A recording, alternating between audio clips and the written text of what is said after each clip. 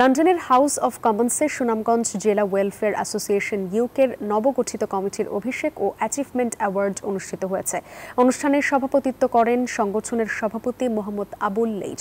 মিনারা বেগম মেঘনা ও শাহ মিসবাহুর রহমানের যৌথ সঞ্চালনায় এতে প্রধান অতিথি ছিলেন পপলার ও লাইম হাউসের এমপি আফসানা বেগম।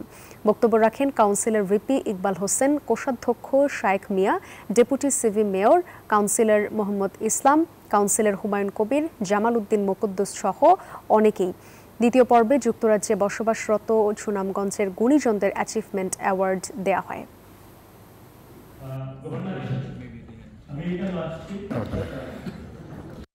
সুনামগঞ্জ জেলা ওয়েলফেয়ার অ্যাসোসিয়েশনের নতুন কমিটি ইনঅগ্রেশন সেরেমনি উদ্বোধন করলাম হাউস অফ কমন্সে।